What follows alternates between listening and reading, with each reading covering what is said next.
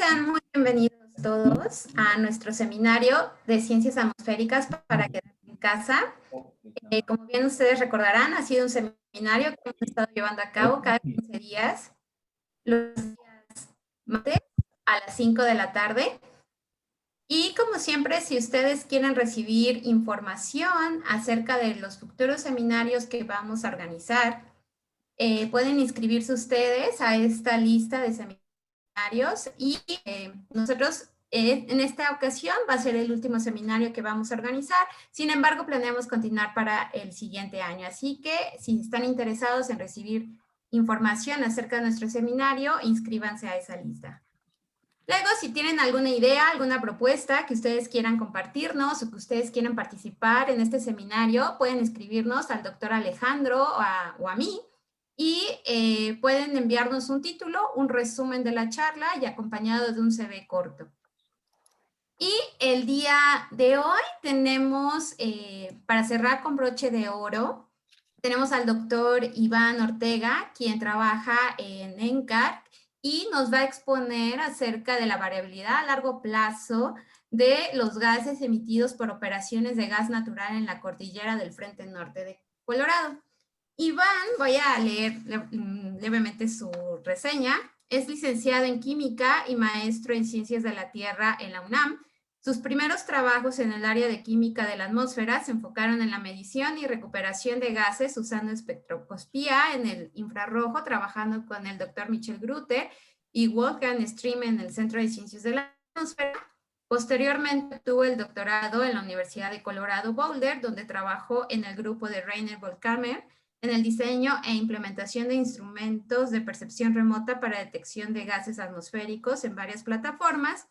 Y en el 2016, Iván comenzó a trabajar en NCAR, en el Laboratorio de Observaciones y Modelado de Química Atmosférica, ACOM, por sus siglas en inglés, y actualmente su trabajo de investigación se centra en la evaluación de observaciones a largo plazo y la variabilidad espacial y temporal de compuestos atmosféricos utilizando instrumentos de percepción remota localizados en Thule, Groenlandia, Mauna Loa, Hawái y en Boulder.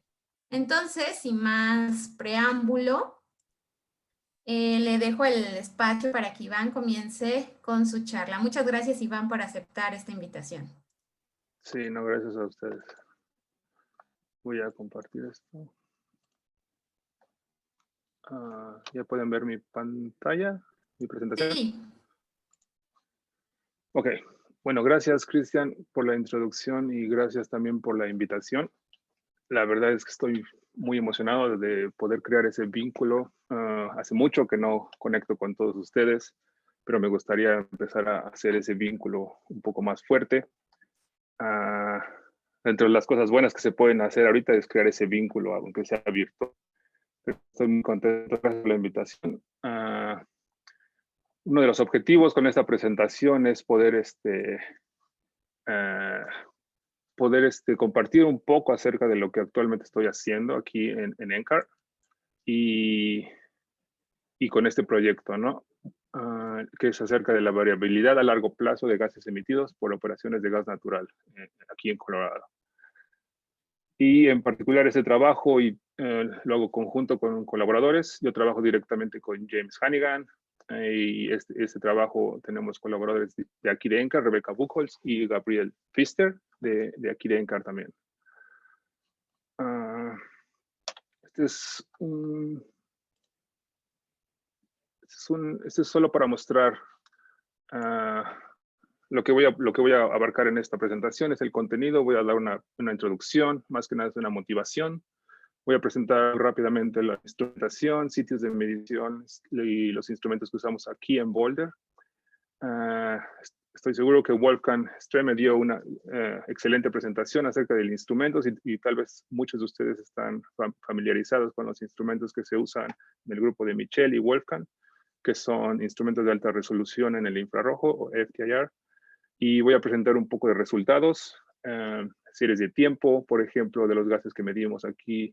Me voy a enfocar de 2010 al 2019 y voy a presentar un poco acerca del método para obtener factores de emisiones de algunos gases y mediciones en el 2020, que como se pueden imaginar son un poco diferentes, no solo por el COVID, pero en la región hubo muchísimos incendios forestales. Y al final voy a dar una pequeña descripción acerca de lo que se hace aquí en ECOM, en NCAR, y en particular por si algunos de ustedes están interesados en estancias o venir a hacer un postdoc o algo así. Que creo que estaría súper bien crear ese vínculo. Y ahora que ya estoy un poco más establecido aquí, estaría bien crear más esto.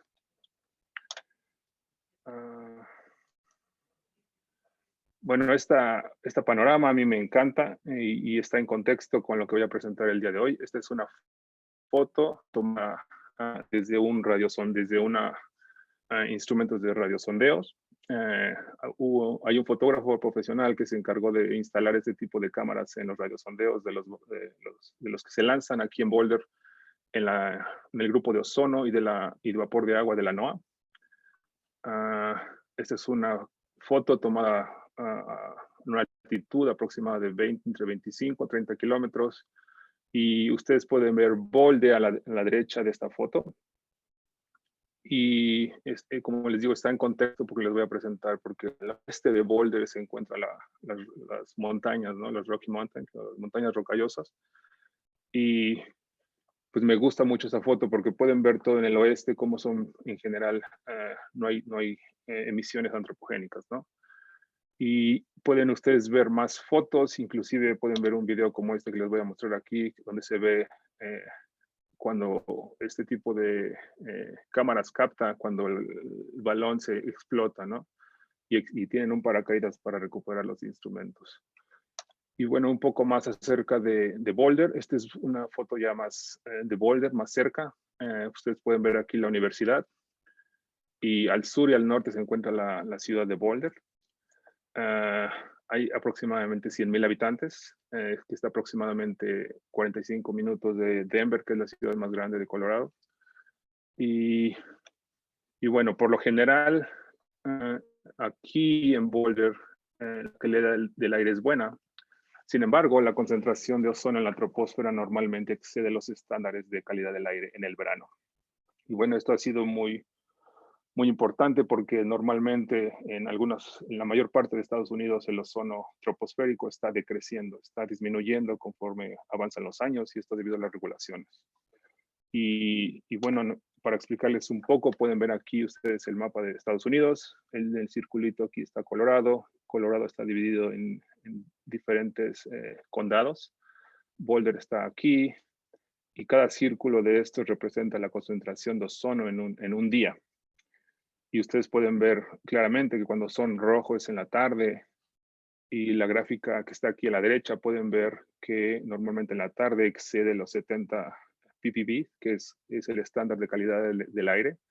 Cuando cuando la concentración de ozono está arriba de esto, no es saludable, ¿no? Entonces se marca que es importante poder entender por qué la concentración de ozono está creciendo en el verano.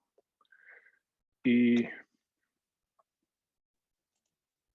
bueno, ¿cuáles son las causas en el aumento del ozono en los veranos? Pueden ser varias, pueden ser una combinación de muchas cosas. Por ejemplo, aumentos en las temperaturas de verano, contribuciones de intrusiones estratosféricas, transporte a largo plazo de emisiones de ácido, actividades de incendios forestales y mucho énfasis se ha dado en emisiones regionales de petróleo y gas natural.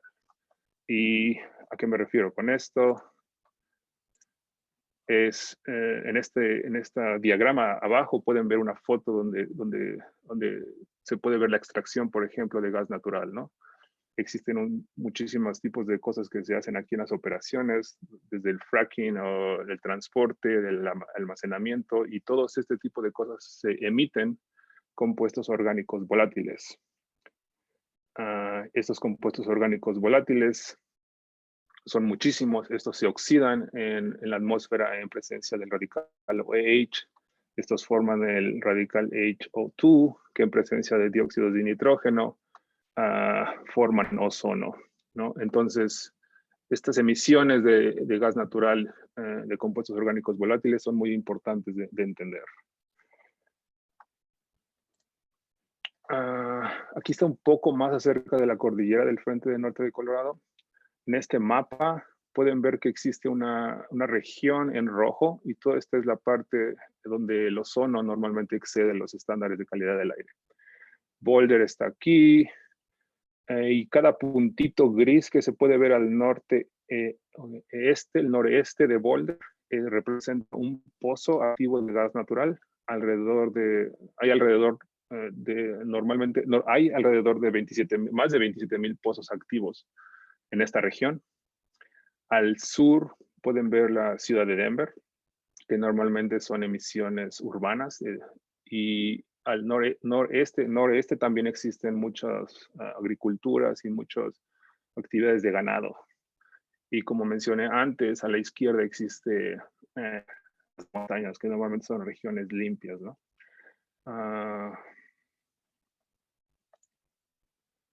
Pero en general, lo que quiero mencionar aquí es que las emisiones y el terreno hacen la región un poco difícil de entender completamente. Ahora, ¿qué se puede hacer para saber el impacto de emisiones de gas natural en la calidad del aire? Aquí lo que se hace mucho son campañas de mediciones intensivas, y lo que me refiero con mediciones intensivas es que se usan muchísimos tipos de instrumentos en diferentes tipos de plataformas, por ejemplo, aviones o plataformas móviles o torres de mediciones o monitoreos in situ. Y para darles un ejemplo, por ejemplo, aquí hubo una campaña muy grande organizada por NCAR. Gaby Pfister y Frank Flocke fueron los PIs de una campaña en el 2014 que se llamó FRAPE. FRAPE y al mismo tiempo James Crawford de la NASA organizó otra campaña que se llama Discovery Q. Se unieron estas dos campañas y pasó al mismo tiempo, y financiada por varias instituciones, incluyendo la NASA, el NSF, la NOAA, el Departamento de Salud de Colorado. Y bueno, cuando se hacen este tipo de campañas, principalmente el enfoque es el que represento aquí. Por ejemplo, hay observaciones de diferentes plataformas. Estos se comparan con modelos o simulaciones que usan usan inventario de emisiones y usan procesos químicos. Y cuando estas simulaciones se comparan con observaciones, se pueden refinar ya sea los procesos o entender mejor los inventarios de emisiones. Una de las cosas que también se puede ganar con este tipo de campañas está representado en esta gráfica, por ejemplo. Esta gráfica representa una concentración de ozono en la sección transversal en un día, y la topografía está marcada en gris. Aquí pueden ver la ciudad de Denver, aquí a una altitud aproximada de 1.6 kilómetros, y después pueden ver las montañas, ¿no? Y entonces el avión va subiendo por aquí, pueden ver los flujos de ozono, normalmente que se capturó aquí.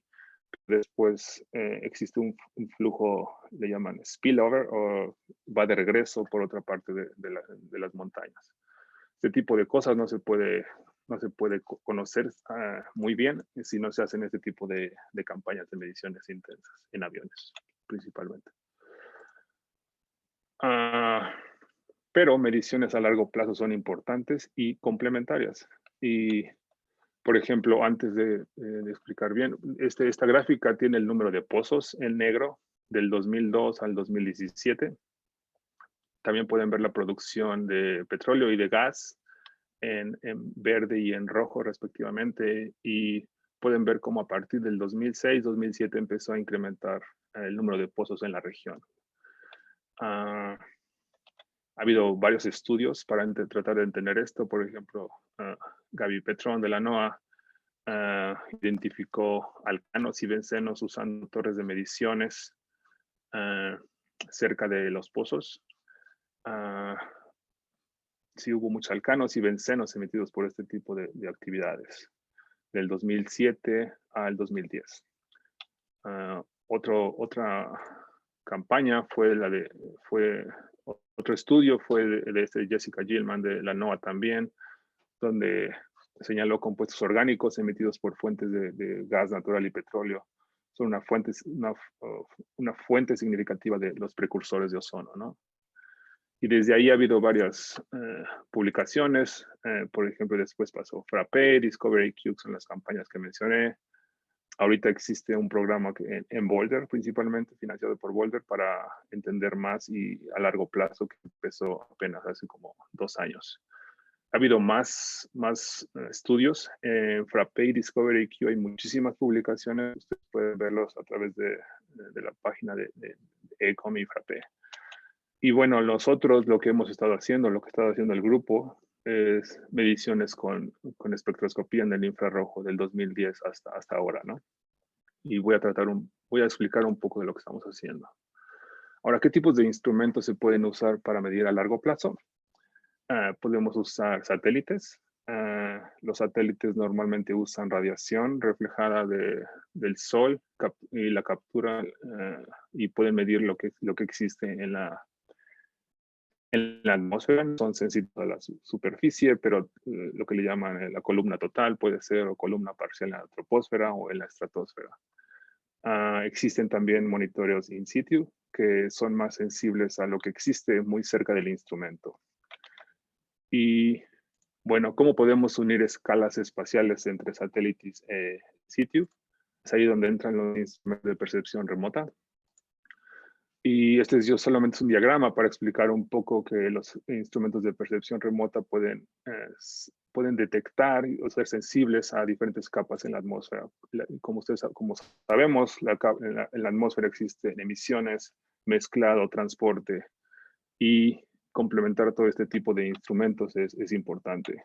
Por ejemplo, los instrumentos in situ tal vez no pueden ver las capas que existen arriba, ¿no? Que son transportadas de un sitio a otro. Y, por ejemplo, los instrumentos de percepción remota en la superficie pueden detectar este tipo de masas de aire transportadas, pero no son tan sensibles a lo que existe muy cerca del instrumento como in situ. Entonces, complementación de instrumentación es importante, ¿no? Para poder entender la columna total o perfil vertical de gases en la atmósfera. Bueno, las mediciones con los instrumentos que usamos nosotros son muy parecidos a los que usa Michel Grutter y Wolfgang Streme en la UNAM también. Tenemos un rastreador solar en el techo de aquí de NCAR. Este rastreador solar sigue el sol. Cuando no hay nubes, empezamos este tipo de mediciones. Mandamos la radiación abajo en el laboratorio, donde la óptica de este tipo de instrumentos está optimizada para poder captar la radiación en el infrarrojo.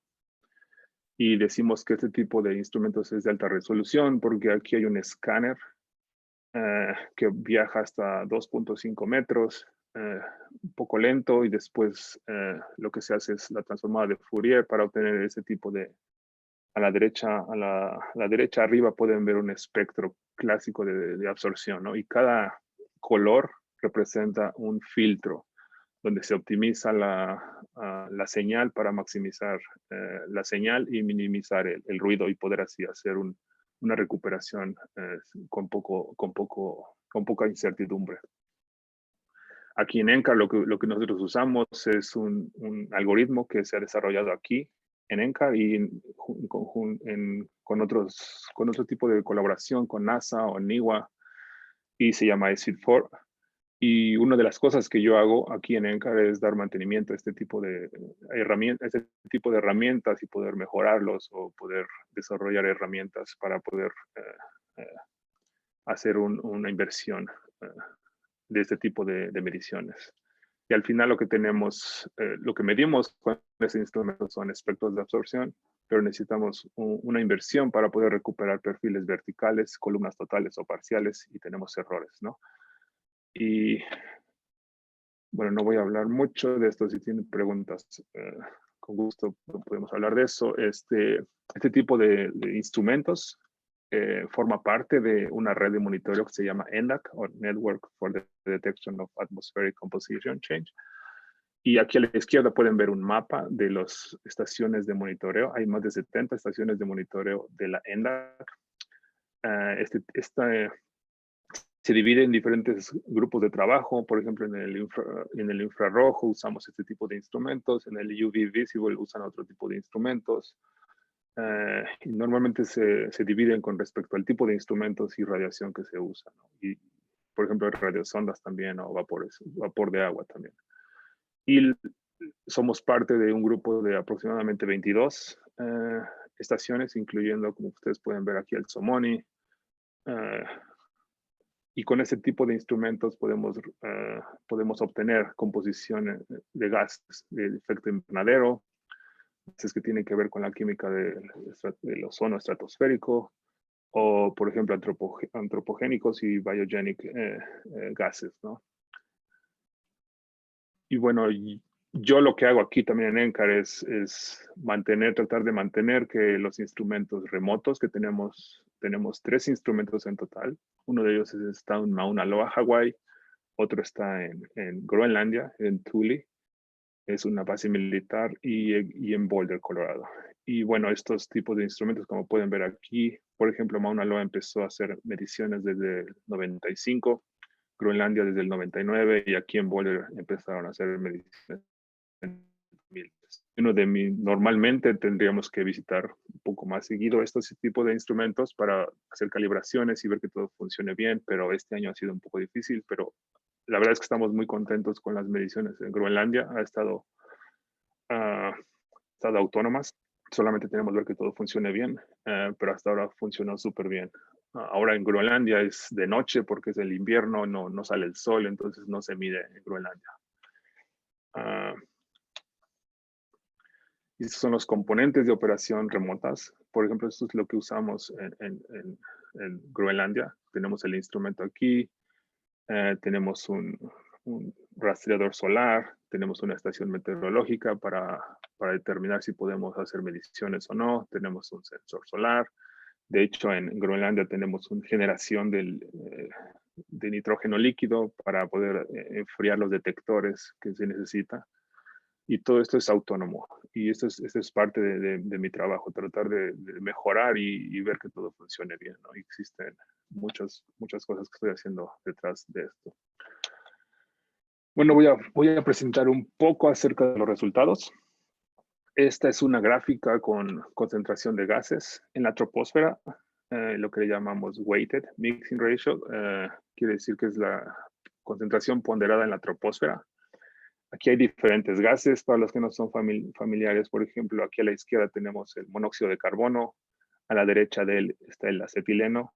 Estos dos normalmente se emiten por combustibles fósiles, emisiones por combustibles fósiles y también por emisiones de gas natural y extracción de gas natural y petróleo. Y, por ejemplo, incendios también contribuyen, ¿no? Etano está aquí, es uno de los principales gases que se emite por gas natural. Tenemos amonia, que se emite por la agricultura y por los animales. HCN es un trazador que se usa para determinar incendios forestales también. Y los dos gases hasta abajo aquí son formaldehído y formic acid, ácido fórmico. Y estos dos son compuestos orgánicos volátiles, principalmente se forman por oxidación de otros compuestos orgánicos volátiles en la atmósfera. Bueno, algo que les quiero decir es los puntos grises son todas las mediciones que tenemos. Los puntos rojos son el promedio mensual de cada uno de ellos. Y algo muy claro aquí es, por ejemplo, etano y amonia tienen varias excursiones o pueden ver varios puntos grises que salen de la variabilidad natural. Y voy a hablar acerca de esto un poquito. Algo que podemos hacer con este tipo de series de tiempos es tratar de entender y entender la modulación estacional. Por ejemplo, si tenemos este tipo de tendencia, este tipo de series de tiempo, podemos aplicar esta ecuación y tratar de entender si está creciendo o decreciendo los gases a partir de cierto año, ¿no? Hay un componente lineal que está descrito aquí en azul y el componente de la estación anual que la podemos entender por medio de unas series de Fourier. Y bueno, voy a hablar un poquito acerca de eso. Pero algo más que podemos hacer es tratar de modelar y entender si los modelos que se usan para simular ese tipo de gases en la atmósfera están haciendo un buen trabajo o no, tratar de entender si las emisiones que se usan están bien. Normalmente, no tenemos buenas simulaciones. Eso quiere decir que los inventarios de emisiones, por ejemplo, necesitan más trabajo, ¿no? Y en este caso usamos un modelo desarrollado aquí en NCAR que se llama CAMCHEM, para tratar de entender un poco, no tratar de entender lo regional, pero tratar de entender si captura bien los promedios mensuales, ¿no? Por ejemplo.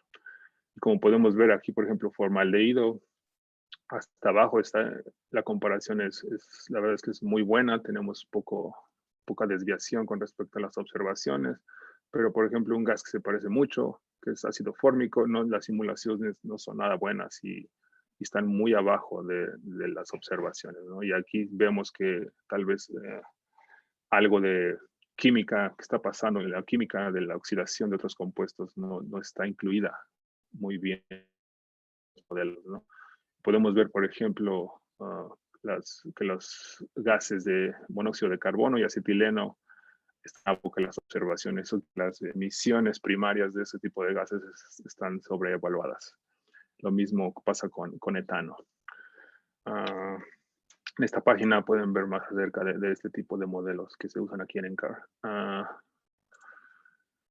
Bueno, en esta diapositiva lo que quiero mostrar es la tasa de cambio estimada con la porción lineal de la ecuación anterior y la comparación con el modelo CAMCHEM. Arriba tienen la tasa de cambio. Por ejemplo, los gases antropogénicos de monóxido de carbono y acetileno están decreciendo y la verdad es que las simulaciones también muestran que están decreciendo. Etano estaban creciendo, aunque ven la diferencia, lo azul es cuando usamos todas las observaciones, lo rojo es cuando usamos los promedios mensuales, y cuando usamos todas las observaciones vemos que está creciendo más, y esto es por estos tipos de excursiones que mostré anterior. Pero algo que resalta aquí es, por ejemplo, amonia en la atmósfera está creciendo y muestra más, la tasa de crecimiento es la más alta que encontramos en los gases. Hay otros gases que están decreciendo o muestran una disminución en estos años, ¿no? Y la diferencia relativa con CAMCHEM se muestra en esta gráfica de abajo a la izquierda. Por ejemplo, todos los gases toda la diferencia que es negativa quiere decir que CAMCHEM sobreestima la concentración de gases, ¿no? Y los inventarios de emisiones necesitan mejorar. La gráfica de la derecha, podemos ver la oscilación estacional identificada de cada gas, y esta depende de varios factores, tales como fuentes de emisiones, oxidación y tasas de fotólisis y deposición seca y húmeda. Y cada punto es representado por las observaciones, cada circulito, y es por cada año. Y las líneas continuas son el modelo CAMCHEM. Como podemos ver otra vez aquí, formaldehído hace un buen trabajo, formic acid no es muy bueno, pero bueno, podemos comparar por año y podemos ver, por ejemplo, en algunos años el monóxido de carbono, existen aumentos en los veranos, y esto o en los otoños debido a los incendios o transporte desde otras partes de Norteamérica o de más arriba, ¿no? De Canadá. Ahora, ¿cómo podemos identificar gases provenientes de este tipo de infraestructura de gas de extracción de gas natural y petróleo en la zona? Este es un mapa otra vez de Colorado. Aquí está NCAR, donde tenemos el instrumento. Como les mencioné, a la derecha tenemos todos estos puntos, son pozos de gas natural. Abajo al sur está Denver y a la izquierda es concentraciones limpias o background. En este caso, para poder identificar puntos en donde las masas de aire provienen de la extracción de gas natural, estoy aplicando estos tres pasos. Primero calculo residuos que se identifican como las observaciones menos el fit con la ecuación que mostré anteriormente. Y aquí en esta gráfica a la derecha pueden ver los residuos de cada uno, ¿no? Y después podemos identificar estas excursiones. En este caso encontramos que mediciones arriba de 2 estándar del 2 sigma, dos veces la standard deviation indican posibles excursiones o posibles enhancements, lo que llamamos. Y después podemos distinguir masas de aire con condiciones limpias, usando mediciones de viento, por ejemplo, en la dirección del viento cerca del instrumento.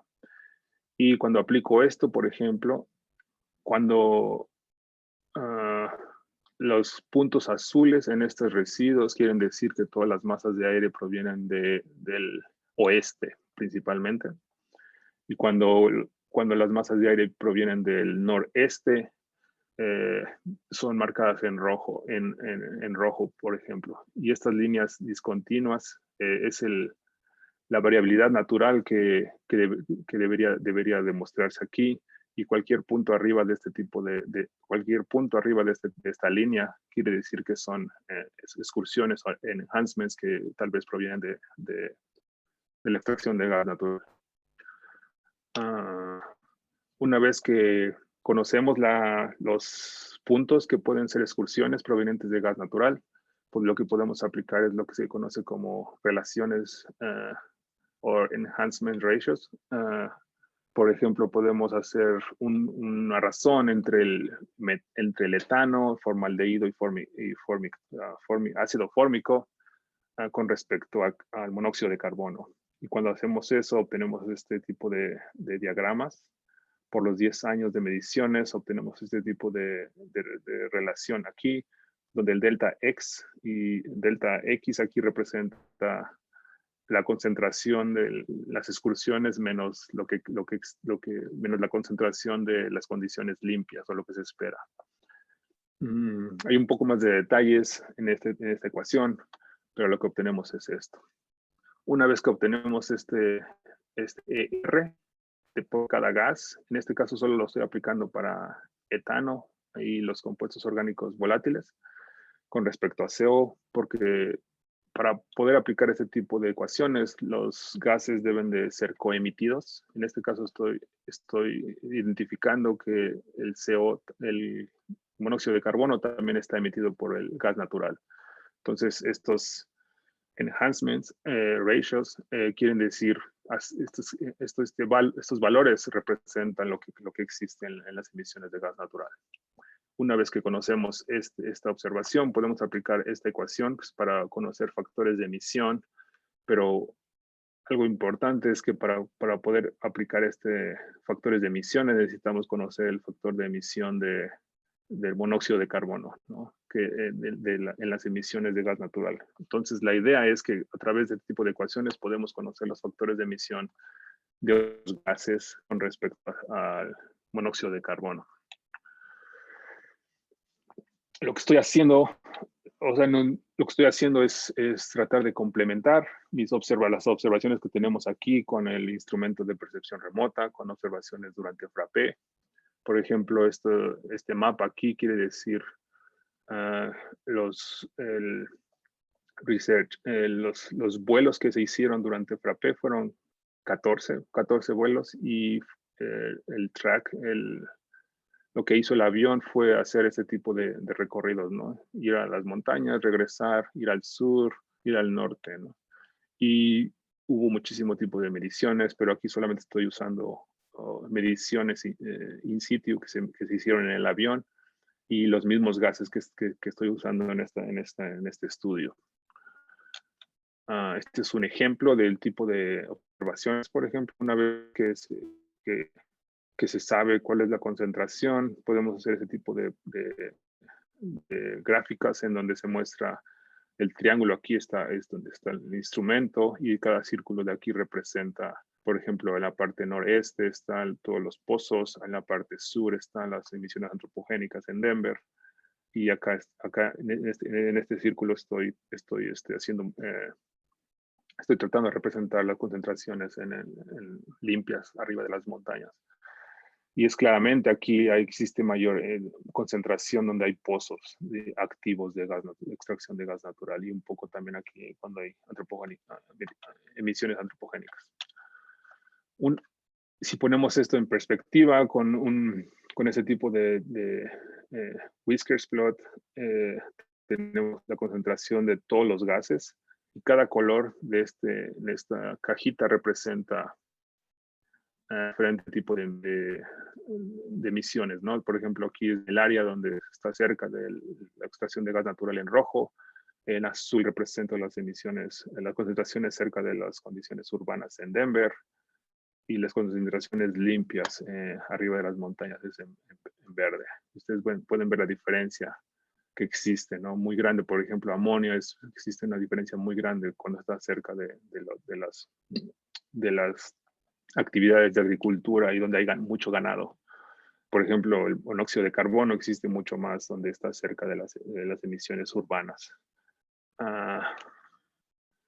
Y bueno, podemos comparar resultados entre estos dos tipos de plataformas, aunque son muy diferentes.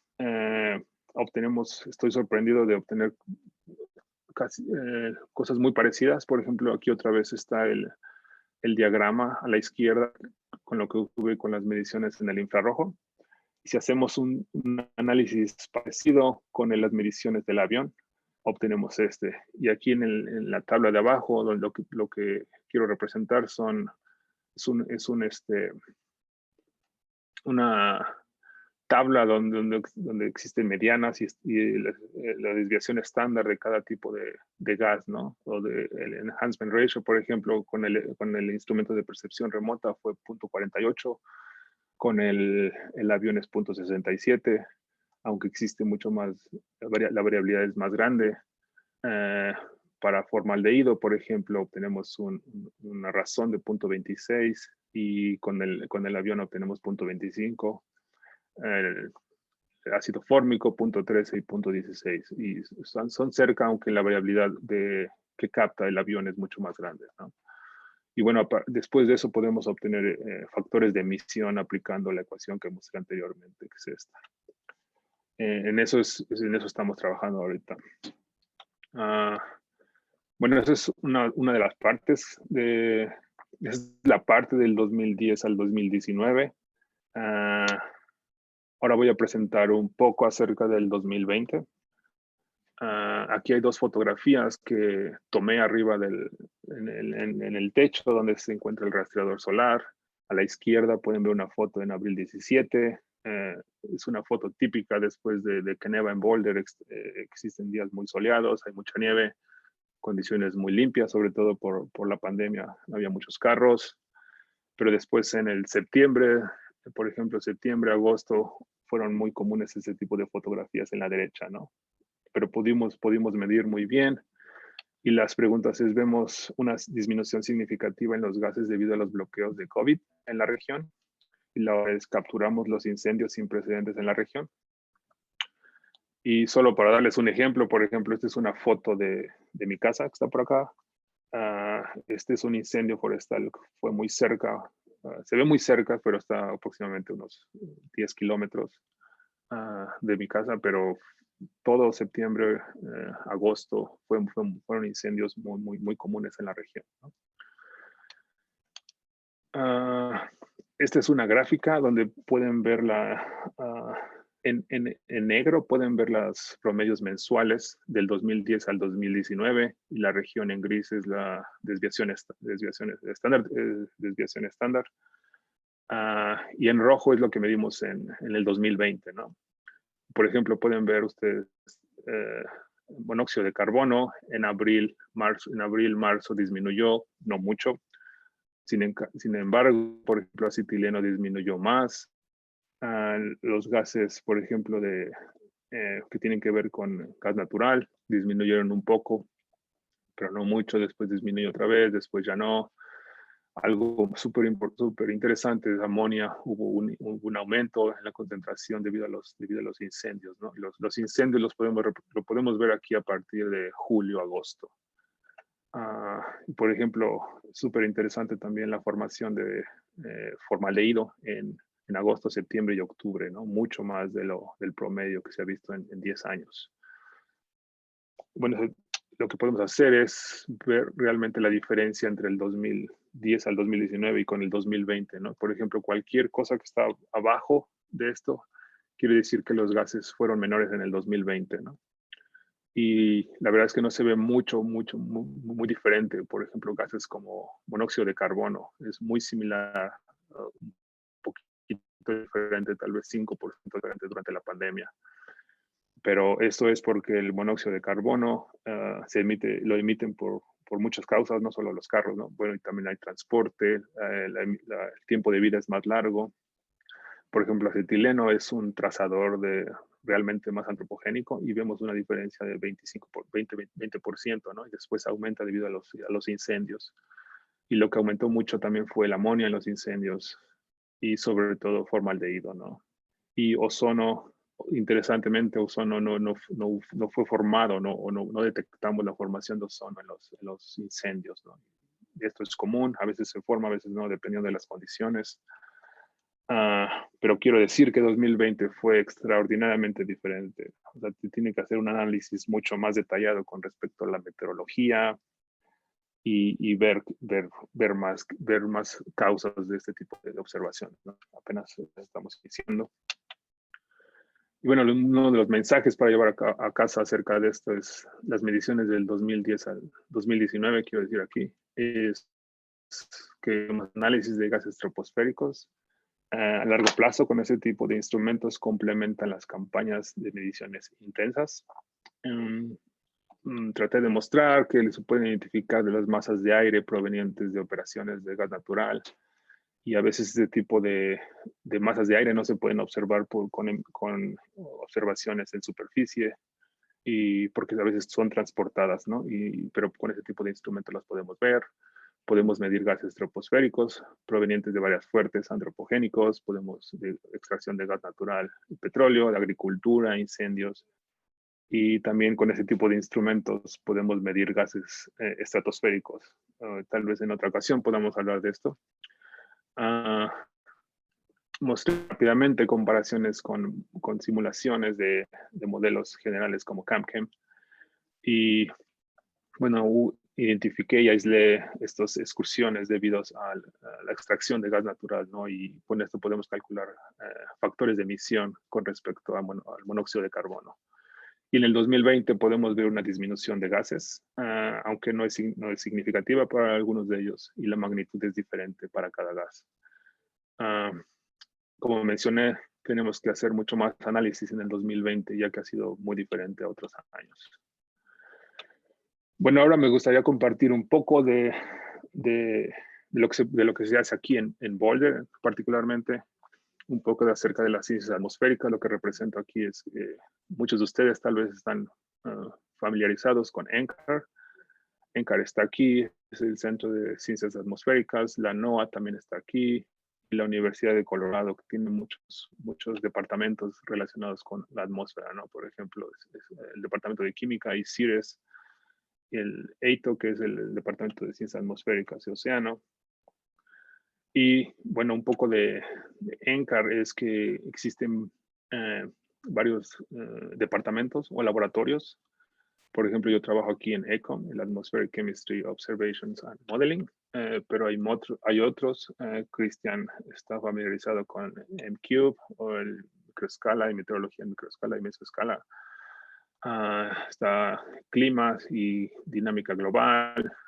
Existen otros de observaciones, existen otros que se encargan de medir el sol, ¿no? Muchas cosas del sol, High Altitude Observatory. Pueden visitar NCAR aquí, en esta página. Y lo que se hace aquí en el departamento de química es un poco esto, ¿no? Se desarrollan muchas campañas de mediciones en aviones o en superficie, con precisión remota. Y hay también estudios de laboratorio, ¿no? Y todo esto es enfocado para entender los procesos de simulaciones con modelos y tratar de entender modelos a larga escala, por ejemplo, o procesos químicos a baja escala. Bueno, algo que está pasando ahorita aquí en Ecom y en NCAR, es tratar de desarrollar, se está desarrollando un nuevo modelo, una nueva generación de modelo, ¿no? Que se llama música, que se llama Multiscale Infrastructure for Chemistry and Aerosols. Este se convertirá en un marco de modelado global, computacionalmente factible, que permite la simulación de fenómenos atmosféricos a gran escala.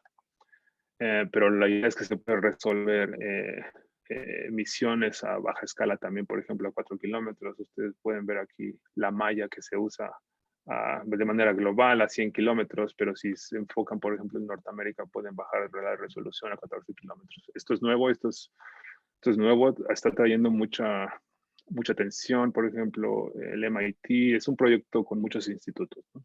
Pueden visitar más acerca de esto aquí, en esta página. Bueno, hay oportunidades en NCAR y Ecom, y invito a todos a ir a esta página, por ejemplo, y hay muchos tipos de cosas que se pueden hacer.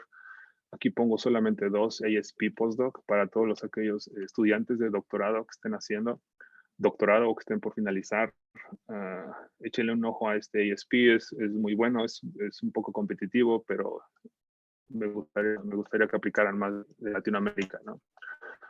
Y también existe algo que son aplicaciones para visitantes. Por ejemplo, si hay alguien interesado en que quiera venir o trabajar, hacer algo, pueden visitar, hay fondos, pueden venir, depende de cuánto vengan, pero se pueden varios meses o inclusive semanas, ¿no?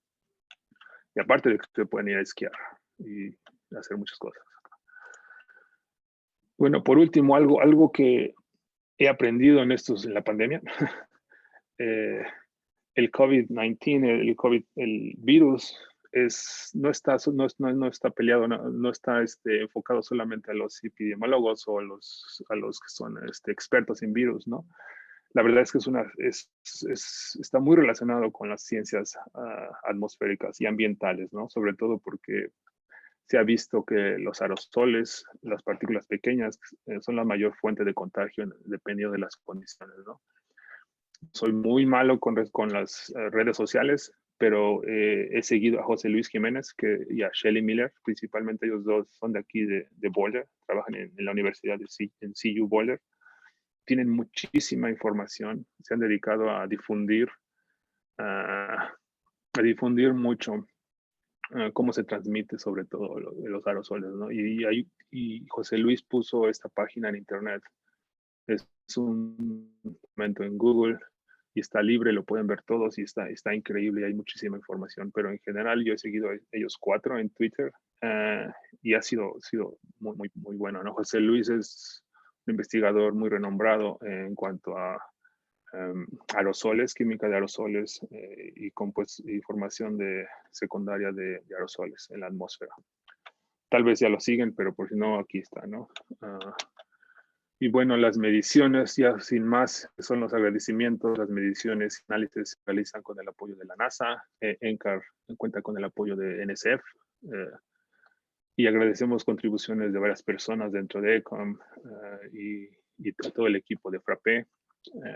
Fue muy rápido todo lo que presenté, pero si tienen preguntas, aquí estoy, o aquí está mi correo aquí.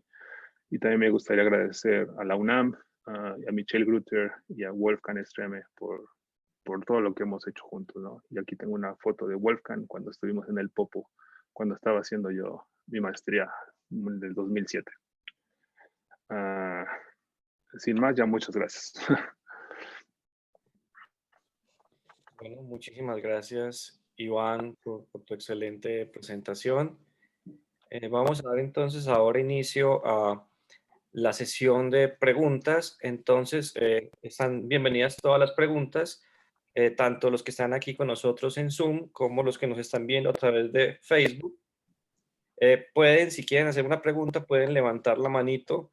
En la parte de chat o en participantes van a encontrar la opción de levantar la mano y ya les daré la oportunidad de prender su micrófono. Y por supuesto, pueden hacer sus preguntas también a través de Facebook y ya muy pronto vamos a dar también paso, lectura a estas preguntas en Facebook. Entonces, ¿hay alguna pregunta en este momento? Hay una pregunta en Facebook, entonces la voy a leer. Lili Gladys Ruiz Manzanares dice, muy buenas tardes. ¿En qué programa software se lleva a cabo la modelación de los contaminantes? ¿En qué programa se llevan a cabo la modelación? Aquí hay este tipo de modelación lo hace un colega y lo hace en unas supercomputadoras que están aquí en NCAR, que se llama Cheyenne. Está en el Linux, pero está disponible para quien quiera bajar este tipo de simulaciones. No sé si entendí bien la pregunta, pero se usa Linux, pero se usa una supercomputadora que se trabaja aquí en NCAR, se llama Cheyenne. Muchas gracias, Juan. Voy a darle la palabra a Mixtli Campos, por favor. Sí, hola, ¿me escucho? Sí. Muy bien. No, muy buena la presentación. Yo tenía una pregunta debido a que, no sé, hace como 3 semanas fue la conferencia de mecanismos químicos de la atmósfera que patrocina UC Davis. Lo que pasa es que lo que me llamó la atención sobre tu presentación es que habla sobre cómo es difícil para CAMP6 modelar formaldehído. Precisamente de eso hablan mucho que tiene que ver con química compleja de isopreno y terpenos. Más bien, por ejemplo, procesos de oxidación de isopreno van a tener mucha influencia en la producción de formaldehído, ácido fórmico. Y mi pregunta va por, ¿CAMP6 va a incluir esta química en versiones posteriores o así como lo están haciendo Saprag o Geoschem o si se va a dejar de lado CAMP6, se va a empezar a desarrollar en música. No sé si tengas alguna idea al respecto. Sí, solo para confirmar, formaldehído lo puedes ver en esta gráfica de la izquierda. Está hasta abajo a la izquierda, aquí. Sí, no, entonces solo el ácido fórmico. Y es igual, básicamente, y la influencia que tienen en ozono es por procesos de terpenos y básicamente emisiones biogénicas. Y por ahí va mi pregunta, si CAMP6 va a incluir estos procesos, si va a incluir estos procesos en versiones nuevas o si sabes tú si van a si van a usar música como la estructura para agregar estos procesos o si tienes alguna idea. Sí, no, de hecho, mencionaste Geoschem y CAMChem son parecidos, son modelos parecidos que usan química parecida y los dos usan, si entiendo bien, los dos usan el mismo tipo de química, pero por ejemplo, música va a implementar también este tipo de química y de hecho Geoschem tal vez se va a fusionar, ¿no?, con música, o la idea es de que música sea una nueva generación de modelos que se usen para todo este tipo de cosas, ¿no? Y de hecho, no sé exactamente si Geoschem va a desaparecer o CAMChem va a desaparecer, tal vez no desaparecen, pero música va a integrar este tipo de reacciones químicas. Y los dos usan, solo para aclarar, los dos tienen parecida química. Pero si quieres más detalles, lo puedo buscar y podemos hablar o podemos sí podemos hablar después de eso. Yo no hice las simulaciones, pero los puedo investigar fácil. Sí. Muy bien. Muchas gracias. Muchas gracias. Vamos ahora a darle la palabra al doctor Michel Grutter y luego a la doctora Telma, que también tiene un par de preguntas.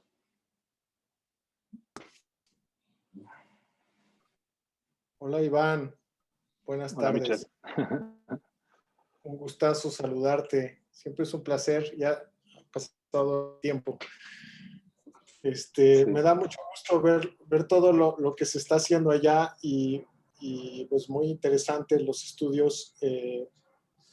Primero, con respecto a lo del ozono, sí, bueno, se sabe que el ozono troposférico está aumentando a nivel mundial, ¿no? Hay mucho interés de conocer cuáles son las razones, si es más por emisiones o por lo de los cambios en las temperaturas, cambios de uso del suelo y demás,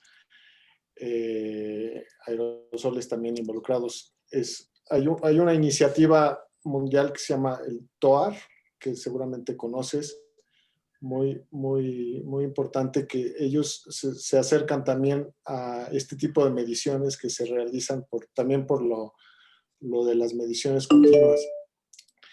Pero ya yendo hacia mi pregunta, no recuerdo si mostraste algo de ozono, si ves o ven ustedes algo de tendencia. O sea, sí mostraste lo del aumento en el verano y bueno, impresionante los 70 partes por billón. Ya quisiéramos nosotros aquí tener, o sea, que nos por ese tipo de concentraciones aquí en la Ciudad de México, pero lo que más me impactó es la gráfica que mostraste de la tendencia en lo de las actividades de la extracción de gas natural y petróleo. No veo ese tipo de tendencias siguiendo, como por ejemplo el etano, que dijiste que está muy relacionado a ese tipo de actividades. ¿Tienes una idea de por qué? O sí se ha visto en otras estaciones o en otras partes de Estados Unidos lo del aumento del etano.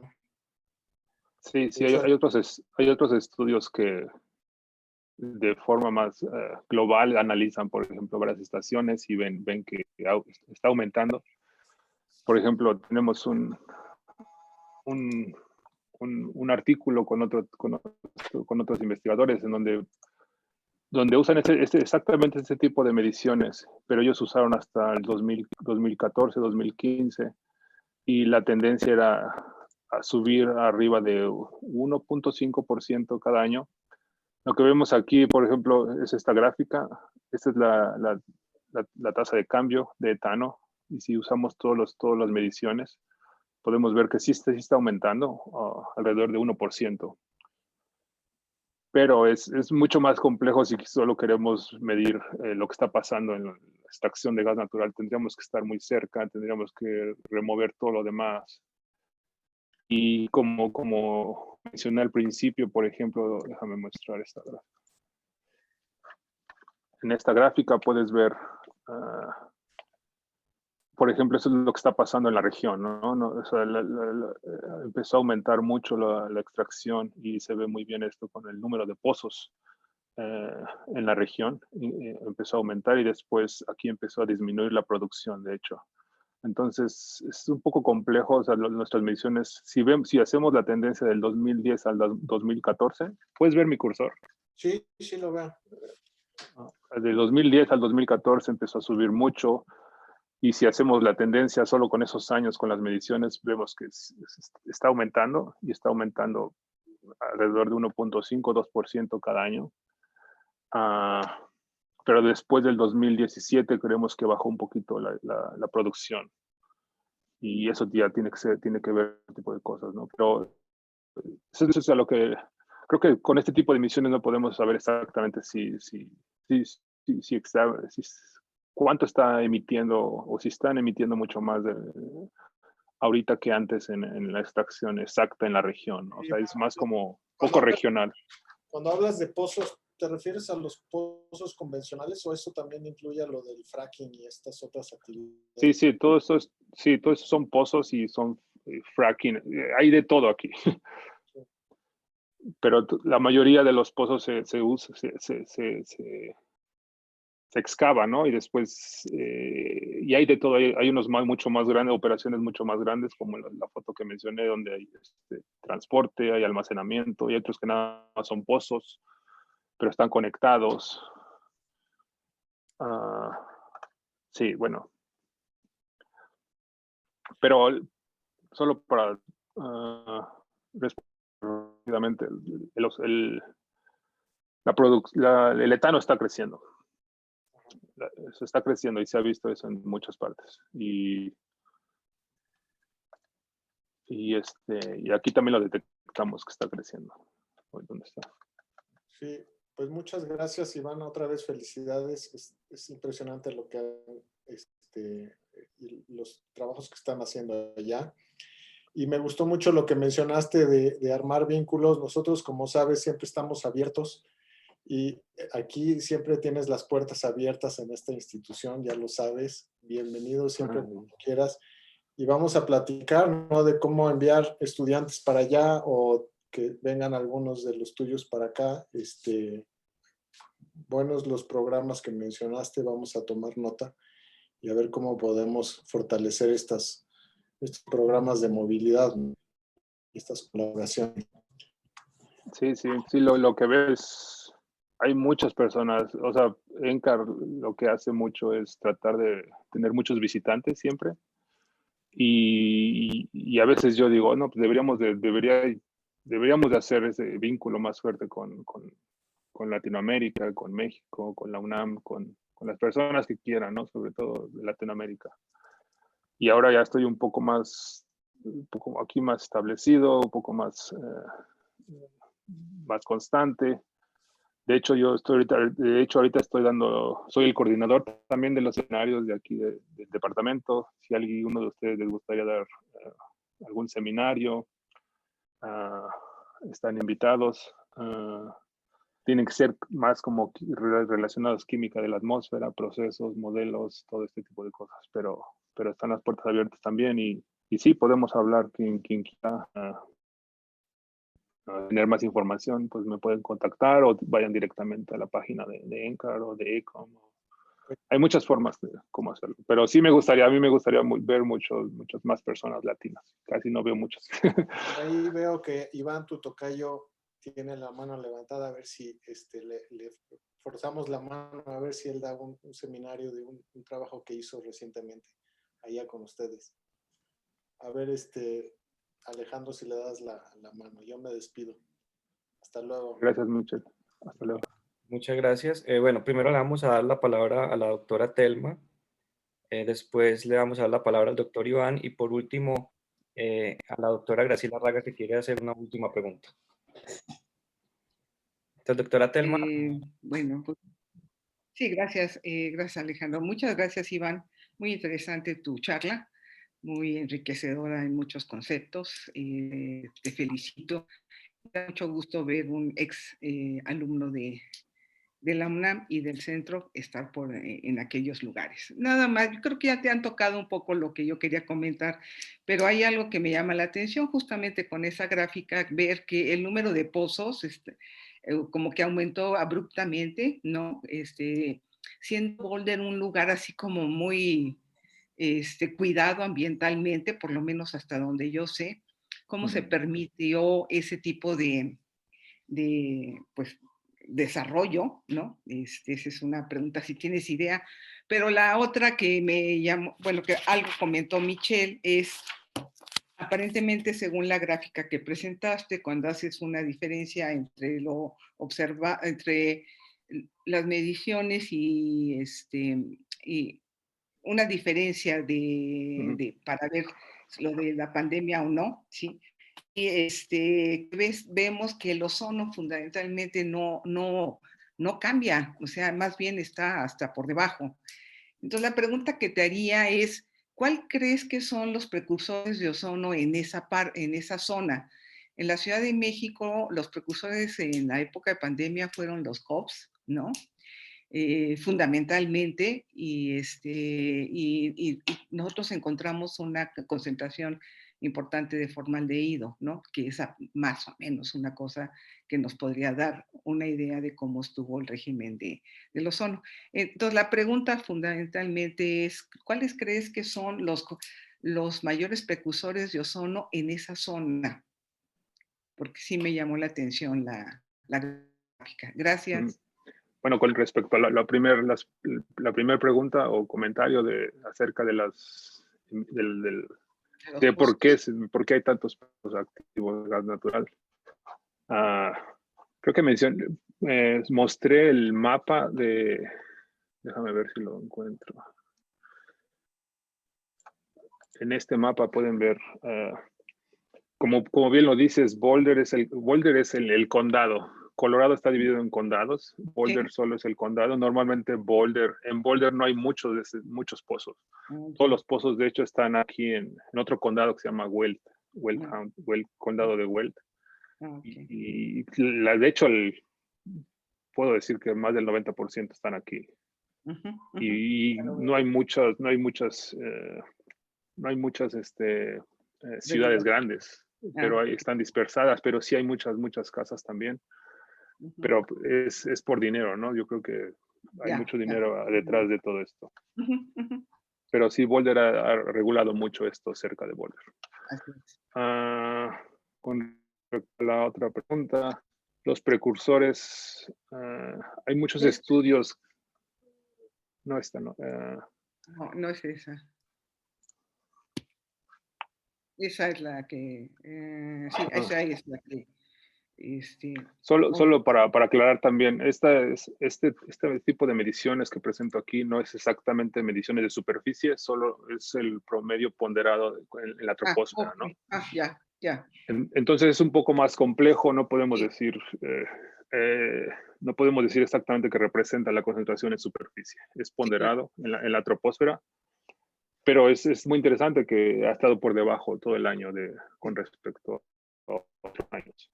Y bueno, es mucho más complejo que eso, pero los precursores de ozono, se ha visto que hasta el 20% puede venir. Es muy complejo, pero pueden ser hasta 20% por la oxidación de compuestos orgánicos volátiles emitidos por la extracción de gas natural y petróleo. Y es que es muy complejo, por ejemplo, también en el sur están las emisiones antropogénicas de dióxidos de nitrógeno, pero en general en la región está limitado por los dióxidos de nitrógeno emitidos por las emisiones urbanas. Ok. Bueno, pues muchas gracias. Muchas gracias, Iván. Vamos a darle el paso al doctor Iván Yasmani. A la pregunta ya. ¿Qué tal? Buenas tardes. Muchas gracias por la presentación. Muy interesante. Resultados padrísimos. Como comentaba el doctor Michel, ojalá haya posibilidad en un futuro no tan lejano, más bien cercano, de que podamos colaborar por ahí en algunos estudios. Y la pregunta que me gustaría hacerte es precisamente relacionada con esta diapositiva que tienes. Aquí en la Ciudad de México nosotros desarrollamos un trabajo precisamente los efectos de las restricciones antropogénicas no solamente sobre precursores de ozono, sino sobre en general la calidad del aire.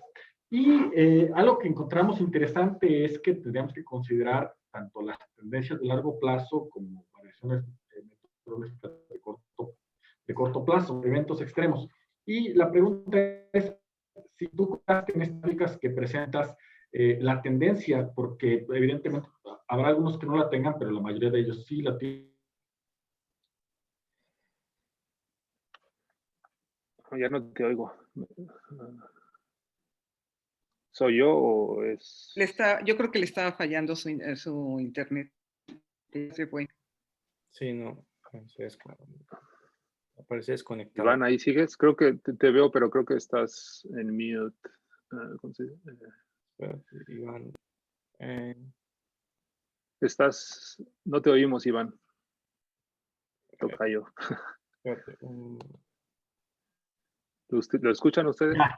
Sí, no, no, estaba hablando, pero seguía conmigo. Mi pregunta era si consideraste el efecto de la tendencia en las variabilidades que hay aquí o de algún otro cambio, sobre todo cuestiones meteorológicas, o si solamente es la diferencia. No, sí, esa es una pregunta muy buena. Esto es preliminar, si ves hasta aquí incluí noviembre, o sea, no, hasta apenas todo este noviembre, o sea, lo hice la semana pasada y no consideré la tendencia, pero sí te entiendo lo que quieres decir y para entenderlo mejor y la meteorología y todo hay que tomar en cuenta. Pero sí, gracias. Ok, muchas gracias. No, era precisamente porque es interesante ver que algunos sí cambian y otros no, entonces, Sí, y no, hay ventajas. Por ejemplo, ha habido muchos estudios, o sea, tal vez han visto estudios con satélites, por ejemplo, Tropomi, que mide los dióxidos de nitrógeno y comparan 2019 con 2020, cuando 2019 fue súper diferente a 2020 con respecto a las condiciones meteorológicas. Tenemos un poco de ventajas midiendo más años, puedes remover ese tipo de cosas, pero aún así hay que ser cuidadosos y ver si las condiciones del promedio son iguales a las del 2020 o tratar de hacer ese tipo de análisis que mencionan, tratar de remover esa tendencia. Sí, muy buen punto. Muchas gracias. Bueno, muchas gracias. Y por último, una pregunta a la doctora Graciela Raga. Hola Iván, mira, si vas a la anterior, vi que el metano era el único que mostraba una tendencia en estos 10 años y, no, pensaba la de las tendencias que mostrabas, la variabilidad interanual, exacto. Y entonces desde el punto de vista de los forzantes climáticos de vida corta, ¿no? El metano es uno de ellos, y consideramos que ha habido crecimiento a nivel mundial asociado con la explotación del gas principalmente, y en las distintas etapas, y no solo en la activa, sino también vi que en una de las gráficas mostrabas que esos inactivos, y entonces hay fugas que están contribuyendo a esa tendencia. Entonces, ¿tienes idea de si esta tendencia que muestras está asociada a esa fuente en particular, que vi que no tiene una variabilidad mensual, ¿no? No tiene un ciclo anual en esta gráfica? Sí. De hecho, no me estoy enfocando mucho en metano precisamente porque metano es uno de esos compuestos con un tiempo de vida muy larga y las emisiones son muchas, ¿no? Por ejemplo, no solo es gas natural y extracción de gas natural y petróleo, también los humedales, agricultura y como podemos ver aquí, por ejemplo, como bien lo mencionaste, Graciela, o sea, está creciendo, por ejemplo, nosotros identificamos un poco menos % por año.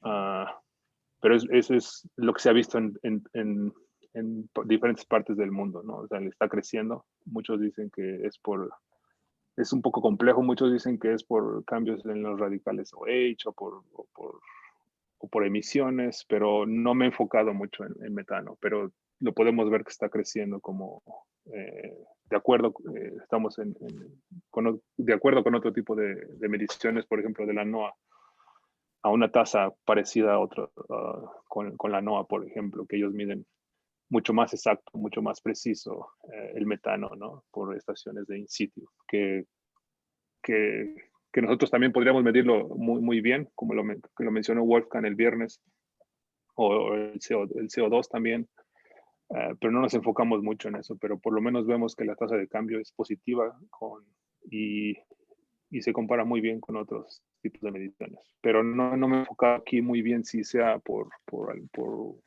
extracción de gas natural. Hay otros estudios que están enfocados más en eso, pero es un poco complejo aquí, somos sensibles a diferentes masas de aire, como lo mencioné al principio, pueden ser antropogénicas de la ciudad de Denver o vienen transportes limpios de las partes de las montañas, dependiendo de la hora del día. A veces hay, le llaman upslope o downslopes de las montañas, ¿no? Entonces, no me he enfocado mucho a metano. De hecho, no me atreví a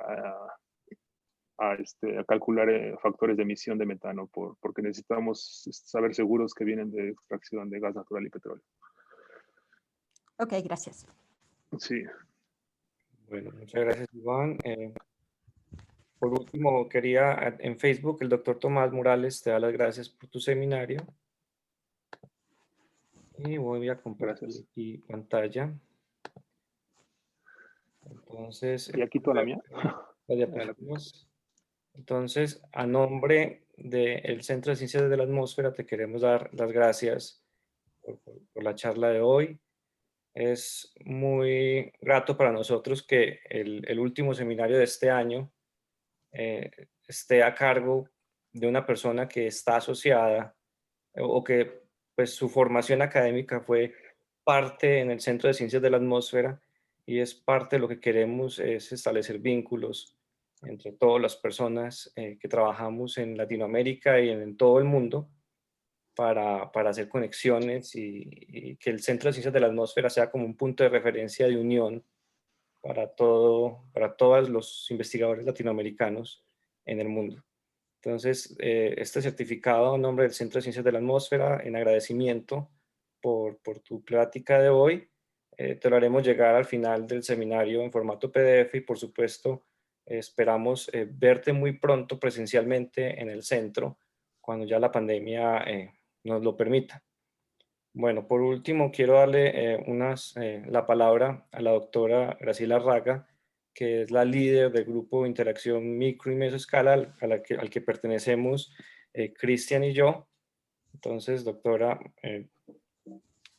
Gracias, Alejandro. Sí, este es el último seminario, como mencionaba Alejandro, y realmente quiero expresar mi agradecimiento profundo tanto a Alejandro por empezar esta iniciativa de organizar los seminarios en línea, como a Cristian por apoyar de manera entusiasta en la organización. En esta serie de seminarios hubo 12 seminarios, como ven acá las fotitos de los ponentes, incluyendo Iván el día de hoy. Los seminarios comenzaron el 12 de junio, antes de salir de vacaciones hubo 2 seminarios y después en este semestre hubo 10 seminarios, y en el mapa se ve en color rojo los lugares desde donde se conectaron las personas los oyentes en este seminario a lo largo de las semanas. Así que lo que vemos es que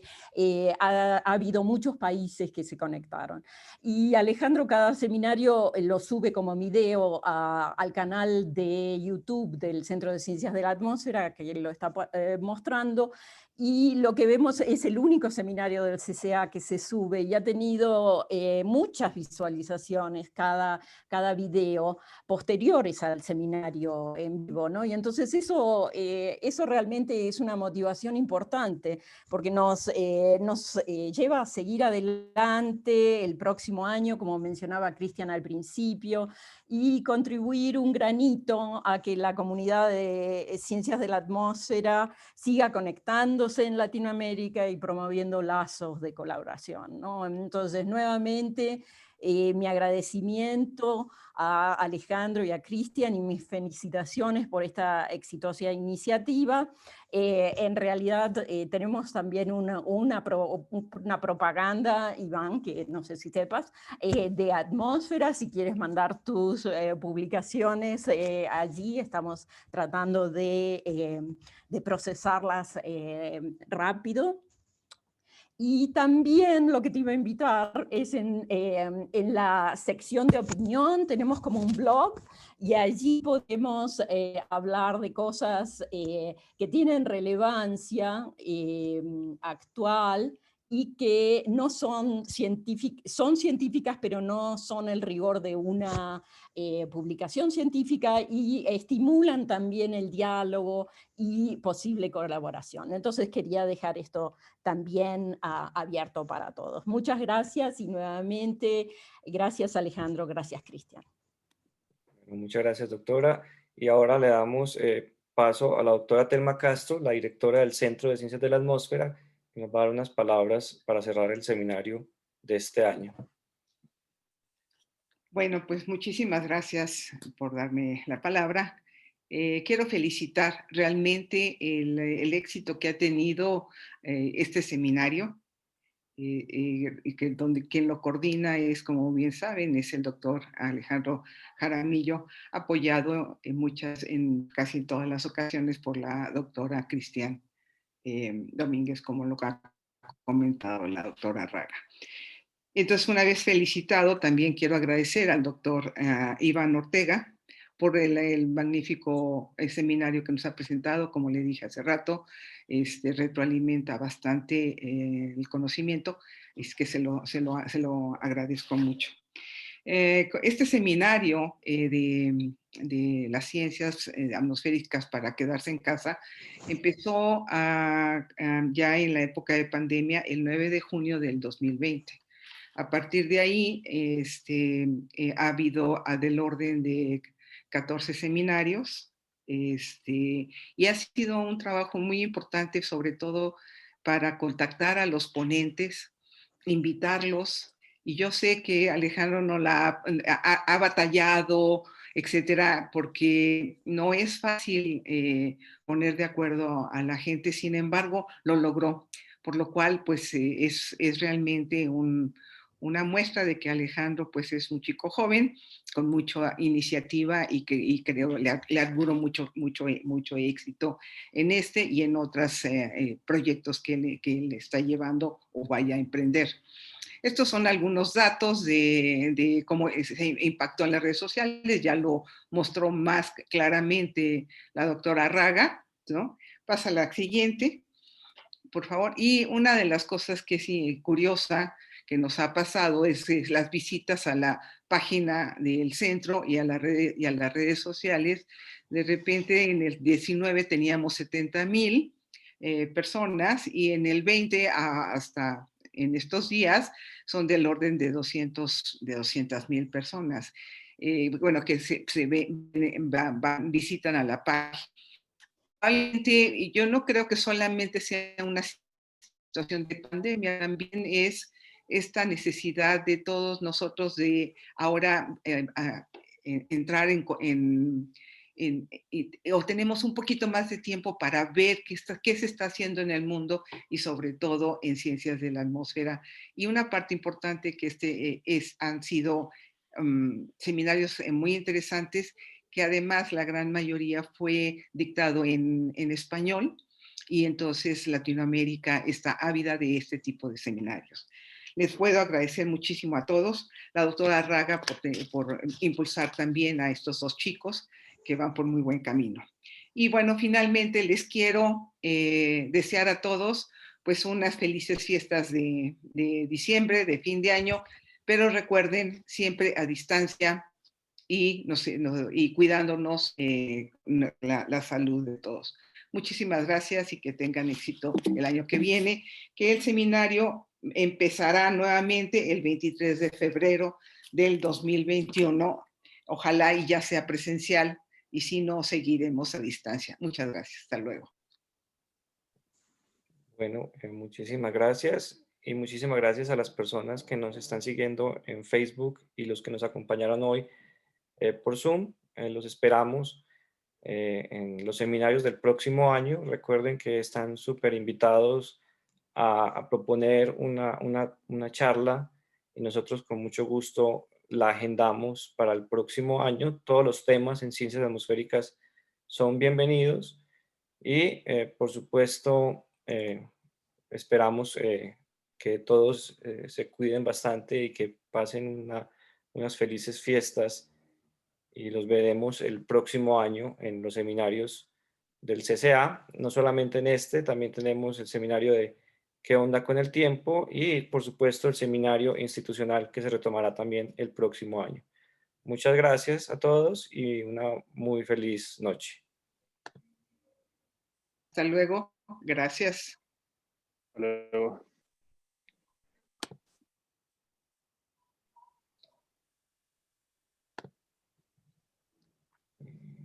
Ya se desconectó Iván.